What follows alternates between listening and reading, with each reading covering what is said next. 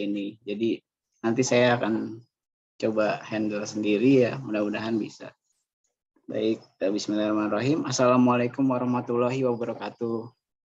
Selamat pagi Bapak Ibu sekalian, salam sehat, salam Om Swastiastu, nama budaya. Izin perkenalkan Bapak Ibu, nama saya Lingga Kresna Adiputra, saya stafnya Pak Denny di Direktorat Kelembagaan, Koordinasi Substansi Pengembangan Kelembagaan. Kebetulan saya juga diberi tugas dalam rangka mengawal dari pengembangan dari siaga ini. Bapak Ibu sekalian, mungkin tadi Pak Denny sudah bercerita banyak ya tentang konsep dari siaga. Kenapa sih kita butuh siaga? Mungkin saya juga akan bercerita sedikit dulu ya Bapak Ibu sebelum kita masuk ke hal yang lebih teknis, karena nanti kan akan ada diskusi di antara kita. Jadi mudah-mudahan sinkron antara apa yang akan kita diskusikan dan apa yang kita butuhkan. Izin share screen ya. Apa sudah muncul? Sudah Pak, sudah muncul. Kenapa sih kita butuh siaga? Nah ya itu, kenapa kita butuh siaga? Apa sih siaga? Jadi siaga itu kan hanya sistem aplikasi itu kan hanya tools ya Bapak Ibu. Hanya tools dalam rangka memberikan layanan. Tapi apa yang membedakannya adalah konsep dasarnya. Kenapa kita butuh siaga? Jadi kami harap juga siaga bukan hanya tools yang rely on siapa yang akan melakukan layanan dari tools tersebut. Tapi kami ingin mendeliver suatu sistem yang punya juga konsep dalam memberikan layanan yang lebih baik.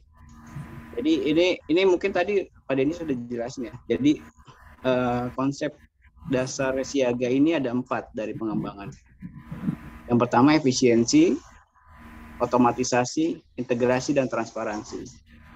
Nah ini akan saya coba jelaskan satu-satu ya. Gimana sih maksudnya? Nah mulai dari efisiensi. Sebenarnya tadi juga Pak Denny sudah sampaikan ini ya Bapak Ibu. Kalau kita lihat perbandingannya sama Silem Kerma, ini akan terlihat. Kami harapkan. Jadi dulu itu di Silem Kerma dalam rangka pelayanan kelembagaan, perizinan khususnya, banyak hal yang belum tercover secara bisnis proses atau secara layanan realnya itu belum tercover dalam satu sistem Silem Kerma. Jadi masih banyak hal yang dilakukan di luar sistem. Ini kan akan menambah waktu ya, karena banyak sentuhan dari human, dari orang, banyak juga human error di situ, mungkin ada juga delay karena dia di luar sistem, ada keterlambatan waktu dan miss sebagainya. Itu kami harapkan sudah tidak ada di siaga nanti. Jadi kalau kita runutkan dulu Bapak Ibu sekalian harus mengusulkan rekom ke LLDikti dulu ya. Itu juga LLDikti masing-masing, khusus LLDikti 3 mungkin punya standar sendiri, punya pelayanan sendiri, punya sistem sendiri mungkin. Nah ini Bapak Ibu harus ke LLDikti dulu sebelum bisa masuk atau mengusulkan di siaga. Setelah dapat rekom LLDikti baru Bapak Ibu login siaga dan mengunggah usulan. Nah, setelah unggah usulan ini, setelah usulan Bapak Ibu masuk, ini ada petugas yang merekap dan menentukan evaluator itu siapa sih. Yang misalnya Bapak Ibu ngusulin ilmu komputer atau sistem informasi, siapa sih evaluator yang bidangnya sama. Ini ada petugas dan ini juga butuh waktu kan. Setelah usulannya terekap, lalu di sistem ada petugas lagi yang harus ngeklik untuk kirim ke evaluator. Setelah itu evaluasinya juga dibagi 2 saat itu. Jadi ada evaluasi aspek dosen, akan dilakukan evaluator. Kalau lolos baru masuk ke evaluasi non dosen. Ini juga di sini ada gap, ya ada perbedaan waktu juga dari pelayanannya. Lalu kemudian setelah usulannya selesai di evaluator, ini kita asumsinya usulannya rekom semua ya, disetujui semua. Maka ya ada orang yang harus mengumumkan hasil tersebut, dan ini manual by person, oleh orang.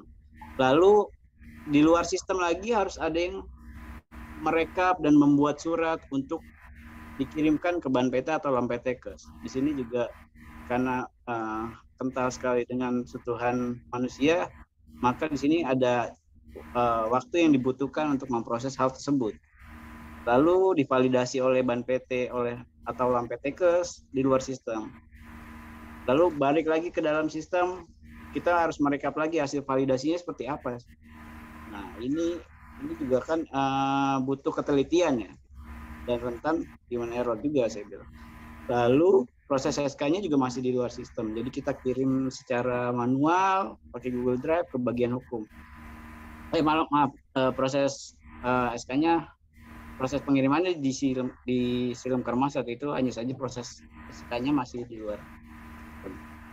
Nah, ini Bapak Ibu, ini yang coba kita efisiensikan siaga. Kenapa tadi poin pertama adalah efisiensi dari siaga? Karena kami melihat banyak bisnis proses yang bisa disederhanakan atau bahkan dihandle langsung oleh sistem. Jadi kalau di siaga itu Bapak, Ibu, setelah registrasi ya, Bapak Ibu semua hanya tinggal login, lalu mengunggah usulan. Nah, jadi permohonan rekom LDT ini tidak di luar sistem dan bukan jadi prasyarat dalam mengunggah usulan.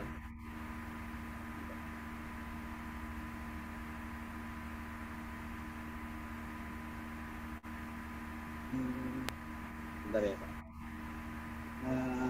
Ya, jadi kan ada hal yang berubah di sini. Ini setelah Bapak Ibu mengunggah usulan, maka usulan tersebut LDT sudah kita berikan hak akses dan untuk melihat usulan dari Bapak Ibu sekalian. Jadi prosesnya itu setelah Bapak Ibu mengunggah. Jadi kita harap dalam satu kali unggahan itu kan berkasnya kami kira sudah cukup lengkap dan bisa langsung diproses sampai ke ujung.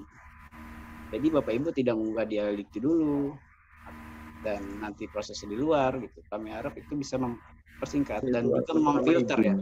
Karena banyak kasus juga yang di Silem Kerma ini ternyata rekom LDT-nya bukan hal yang dimaksudkan gitu.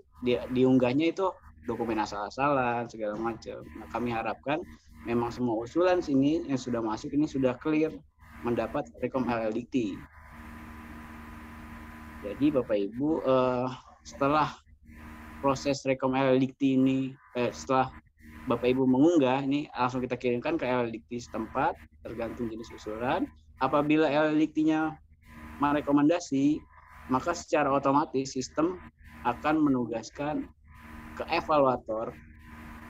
Nah, di sini juga ada, tadi mungkin Pak Dedi udah bilang ya, ada smart algorithm. Jadi kita bikin semacam parameter-parameter gimana sih biar sistem dapat menugaskan dengan sesuai ke evaluator ya gitu. Jadi tidak ada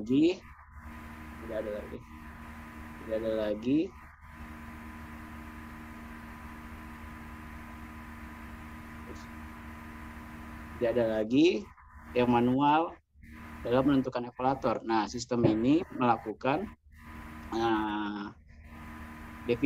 mendefinisikan usulan. Nah, ada artificial intelligence bisa kita katakan seperti itu untuk melihat apakah usulan yang masuk itu sesuai dengan bidang ilmu dari evaluator, apakah kesediaan evaluator waktunya ada, apakah load evaluator sedang tinggi saat itu, apakah track record evaluator bagus. Nah, itu di sini sistem akan menentukan itu. Jadi ini secara otomatis. Lalu kalau usulannya ternyata disetujui, jadi evaluasi dosen dan non-dosen ini dijadikan satu ya. Jadi ini juga tidak ada secara manual. Evaluasi aspek non-dosen dan dosen ini jadi satu. Nah, di dalam siaga. Lalu kalau ini asumsinya usulannya direkomendasi secara evaluasi dokumen, ini juga secara otomatis akan kami kirimkan untuk validasi akreditasi ke BAN PT atau LAM PT terkait. Jadi kita juga sudah definisikan, nanti kan LAM PT itu banyak ya.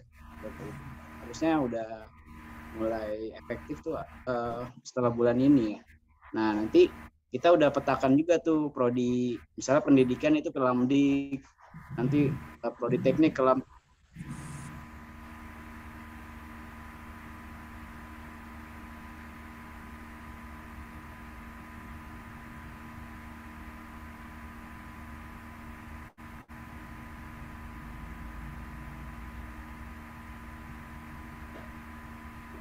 Paling enggak suaranya ada masalah sepertinya.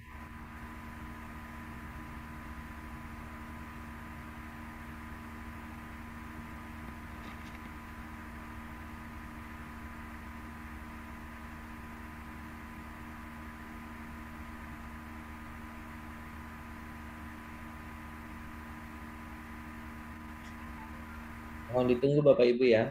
Mungkin paling enggaknya ada masalah.